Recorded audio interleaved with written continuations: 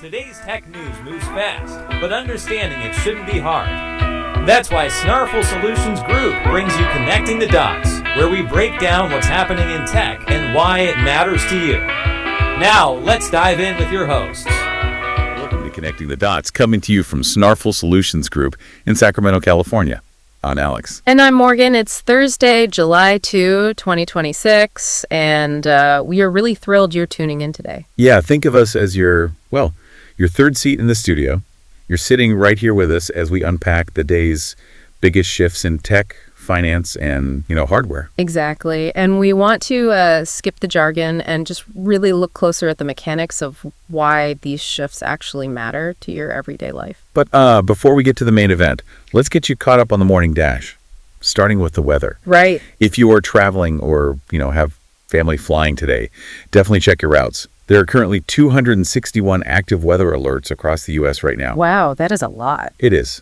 But if you're staying local with us here in Sacramento, you're totally in the clear. We're looking at mostly sunny skies, a high of 88 degrees, and just a really comfortable light breeze rolling in at like 3 to 9 miles per hour. Oh, man, a perfect day to just take the laptop outside. Yeah, absolutely. And if you are checking your portfolio on that laptop, the markets are looking, surprisingly upbeat this morning. Oh, yeah. Yeah. The Dow Jones closed up 74 points to sit at 52,305.24. And the S&P 500 had a modest bump as well, up 4 points to 7,483.23. The massive story in the markets today, though, is Bitcoin. Oh, huge. Right. It surged over 1,875 points to close near 61,837. That is wild. I know. A jump of over 3% in a single day is a major liquidity event. We'll definitely be watching how that institutional money, flows through the rest of the tech sector. For sure. And just quickly wrapping up with sports, a big congratulations to the Giants for a super solid 6-4 win over the Diamondbacks yesterday. Good for them. Yeah, and the Athletics absolutely crushed the Dodgers 7-1. Wow. Always interesting to see the dynamic shift in that division. Definitely. And moving smoothly along here, today's episode is brought to you by Strong Coffee, the premium instant coffee that tastes like a traditional brew, but is packed with 15 grams of protein, MCTs, and adaptogens like ashwagandha. Get clean, sustained energy without the jitters. Use promo code SNARFL for 20% off at strongcoffeecompany.com. Awesome. So let's unpack this massive Financial Times report regarding OpenAI. Yeah, this one is big. It really is. I mean, we're officially moving past the era where AI was just like a neat little chatbot. OpenAI is reportedly proposing giving the U.S. government a 5% ownership stake in the company. A 5% stake. Understand the gravity of that. We really need to run the math on their recent funding rounds. Let's do it. So OpenAI just closed a round in March, right? And that gave them a post-money valuation of $852 billion. Right. Staggering. Yeah. So a 5% stake is roughly $42.6 billion in equity. Wow. Which just immediately brings the question to mind, how does a government even hold equity in a private tech company? Like, where does that go? Well, they don't just, put it in a checking account. Right. The proposal being discussed right now with the Trump administration involves creating a sovereign wealth fund. Okay, so like a state-owned investment fund. Exactly. The pitch from OpenAI's CEO, Sam Altman, is essentially this massive alliance. The tech companies give the public a real financial interest in the AI boom, and in return, they get, a smoother regulatory runway. That makes sense. And the proposal actually envisions bringing Anthropic, Google, and Meta into the exact same structure. Okay, let me push back on that for a second because I want to look at the friction here. Sure. If I'm Google or Meta, I am fiercely guarding my margins. Handing over billions in equity sounds like a complete non-starter. Unless the alternative is worse. Right. So what is the regulatory heat they are trying to avoid by making a deal like this? Well, the heat is basically coming from two distinct places, right? Cybersecurity and global competition. Lawmakers are just terrified of open source models coming out of China. Because when an AI model is open source, its underlying weights and the code are freely available, it proliferates. There's no kill switch. Exactly. There is no central server the government can simply switch off if, say, the model starts being used to generate malware or, optimize cyber attacks. Right. Washington recognizes that American closed source models offer a strategic choke point that they can actually control. And we saw that exact choke point activated just last month, right? Yeah, we did. Anthropic had to completely disable access to its most advanced models, Mythos and Fable. Yep. And that was just to comply with a government export control directive based purely on national security grounds. It's crazy. They eventually resolved the safety concerns and, restored access.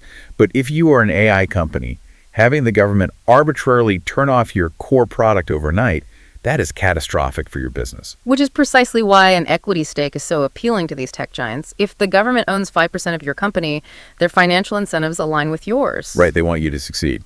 Exactly. Now, we also need to examine the competing philosophy in Washington right now because Democratic Senator Bernie Sanders has proposed a completely different mechanic to achieve this sovereign wealth fund. Okay, what's his angle? He is pushing for a one-time 50% tax on the stock of the biggest AI companies to finance a public fund, which would be overseen by an independent commission. Got it. And looking at this purely from, an economic and structural standpoint, the mechanics of those two proposals create vastly different market reality. Yeah, totally. With the Trump administration's early talks of an equity deal, the company dilutes its shares. Right. Meaning existing shareholders lose a fraction of their ownership, but the company doesn't actually lose any of its cash reserves. They can still spend billions on research and development. Right, whereas a 50% tax on stock extracts capital immediately. Exactly. The economic friction of a tax is that it drains liquidity from the company, which could theoretically at least slow down their computing infrastructure build-out. But it guarantees an immediate cash infusion for the public fund, without tying the government's financial success to a private corporation's profit margins. Makes sense. And just to be clear, we aren't here to endorse one policy over the other. No, absolutely not. We are impartially reporting the facts from sources, but it is vital to understand that lawmakers across the entire political spectrum are looking at AI and saying, this is just too big to remain entirely in private hands. Yeah, so let's tie this back to the listener. The sources brought up this brilliant analogy that makes this incredibly tangible, which is the Alaska Permanent Fund. Oh, I love this analogy. Right. In Alaska, the state taxes the oil extracted from public lands and invests it. And then every year, residents get a dividend check. So imagine an AI dividend. Yes. Imagine getting an AI dividend. If AI is going to automate massive sectors of the labor market, disrupting logistics, legal research, customer service, coding, having a sovereign wealth fund means those immense productivity gains, they trickle down directly to working families. It's like AI is transitioning from just a software product into public infrastructure. Exactly. No different than the interstate highway system or the power grid. Well, if AI is becoming our new national infrastructure, that leads directly to a really fundamental engineering problem. Which is? How do you and I physically access it every single day? Right now, we're accessing these brilliant models through standard apps on our standard smartphones. Yeah, but according to a bombshell report from the Wall Street Journal, SpaceX is betting that the smartphone as we know it is a bottleneck. Okay, let's unpack this. So the report claims SpaceX showed investors a prototype of a, quote, handset-like AI device prior to their recent IPO. Interesting. It's described as slimmer than an iPhone, powered by a Snapdragon chip, running a proprietary operating system, and natively integrating XAI technology. Now, Elon Musk immediately went on X and categorically denied this. Of course he did. He called the rumor, quote, utterly false. I mean, I am highly skeptical of that denial. We really have to look at the historical precedent here. You're talking about the Tesla denial. Yes. Back in April 2024, Reuters reported that Tesla was canceling its inexpensive Model 2 vehicle. Musk immediately posted, Reuters is lying. Right. Yet in the years since, Tesla pivoted entirely to the robotaxi, stripped the Model 2 from their earnings calls, and essentially confirmed the cancellation. Right, so a prototype of a SpaceX handset could very well exist even if he is aggressively shutting down rumors of an imminent consumer launch. Exactly. Setting the denial aside for a second, let's look at the mechanics of why a company like SpaceX would even want to build a phone. Well, to build a truly native AI assistant, you need deep system-level access to the device. Right. You need the AI to read what is on your screen, manage your notifications, allocate memory, and talk directly to the cellular modem. And Apple's iOS is a famously walled garden. Oh, the biggest wall. They strictly limit what third-party applications can do in the background. If you're building an AI app on an iPhone, you have to route your commands through Apple's APIs. Which introduces latency. Exactly. If SpaceX builds the proprietary operating system, they remove the middleman entirely. They can integrate the hardware directly with Starlink for global connectivity and just bake XAI into the foundational code. It's really the ultimate execution of the everything app ambition that Musk has been pursuing with X Money. Yeah. Because in Western markets, we're used to specialized apps, right? One for banking, one for ride shares, one for social media. Sure. But in Asia, super apps are the norm. You open one single platform to pay your rent, order food, and message your boss. And add in the fact that SpaceX recently spent $60 billion acquiring the AI coding startup Cursor. Huge acquisition. Right. If you want to launch a new operating system, you need developers to actually build for it. Acquiring a platform that millions of software engineers use daily is just a brilliant Trojan horse to get developers into your ecosystem. Okay, I have to play devil's advocate here, though. Go for it. Look at the recent graveyard of dedicated AI hardware. The Humane AI pin. The Rabbit R1. Oh yeah, disastrous. They launched with massive hype and completely fizzled out. The barrier to entry for new consumer hardware is astronomical. People simply do not want to carry a second device. No, I agree completely. Breaking the Apple and Android duopoly is it's like trying to convince the world to adopt a completely new layout for the QWERTY keyboard. Yes. Perfect analogy. We have spent 15 years building muscle memory for how iOS works. To ask a working professional to migrate their photos, their banking, their family group chats to a completely unproven proprietary SpaceX operating system, that is a monumental friction point. Unless the utility is so overwhelmingly superior that it just forces the switch. Right. Like, if having XAI natively managing your life saves you 2 hours of busy work a day, people might actually endure the migration headache. That's the billion-dollar question. But while SpaceX might be attempting to reinvent the mobile device from scratch, the current undisputed king of hardware is furiously re-engineering its existing lineup to survive the sheer physics of the AI era. Let's talk about Apple. Bloomberg is reporting a massive hardware roadmap for Apple in the first half of 2027.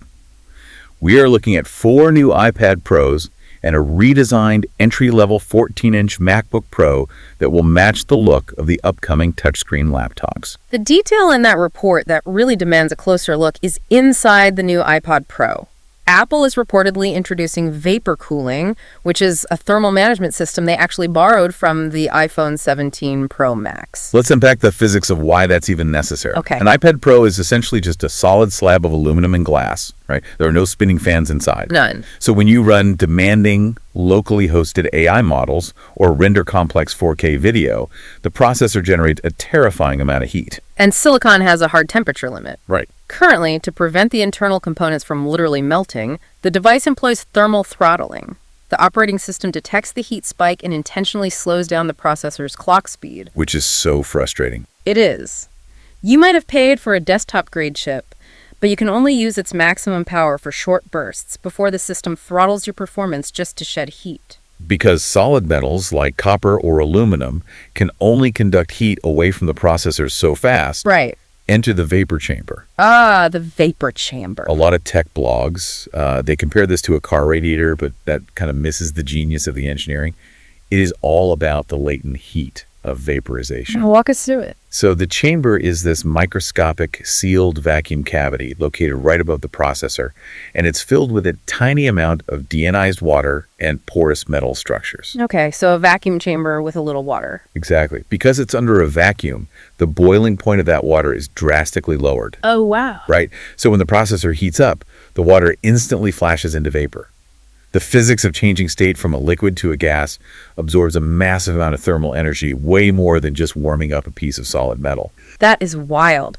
So that hot vapor naturally diffuses to the cooler edges of the chamber, far away from the delicate processor. Yeah. And once it hits the cool edge, it condenses back into liquid, releasing the heat safely into the outer chassis.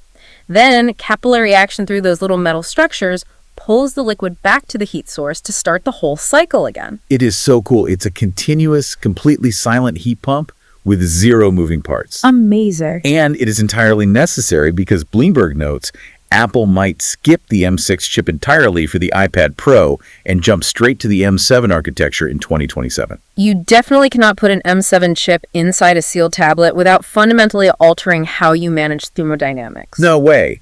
But here is the critical trade-off for the consumer. Adding a vapor chamber requires physical volume. Right. Last year, Apple's entire marketing campaign for the iPad Pro centered on achieving a record-breaking thickness of 5.1 millimeters. Oh, yeah. They made a huge deal about it being thinner than an iPod Nano. Exactly. Which raises an important question for you listening. Would you happily trade a razor-thin tablet for one that is a millimeter thicker but actually sustains desktop-level performance? I mean, what is the utility of a 5.1 millimeter device if it chokes and slows down the second you try to run a heavy AI workload or compile code? Right. If you're spending $2,000 on a pro-designated machine, you are buying it to do heavy lifting. You expect it to handle next-generation processing without breaking a sweat. Absolutely. For families managing huge media libraries or creatives rendering 3D environments, sustained performance is really the only metric that matters. I think most power users would accept a slightly thicker chassis in a heartbeat. If you want a device strictly for watching movies on an airplane, the ultra-thin iPad Air already exists. Right. The Pro lineup needs to deliver sustained, unthrottled power. And vapor cooling is literally the physical mechanism required to unlock that M7 chip. Well said. Before we wrap up, a quick thanks to Old Glory, an iconic music and sports fan merch store. Perfect for the techie in your life. Use promo code SNARFL for 15% off at oldglory.com. So, taking a step back and just looking at the through line of everything we discussed today, you can really see how AI is forcing a complete architectural redesign at every single level of our society. Yeah, it starts at the macroeconomic level with the highest tiers of the federal government strategizing over $42 billion equity stakes and sovereign wealth funds just to ensure the public captures the value of this new infrastructure. Right.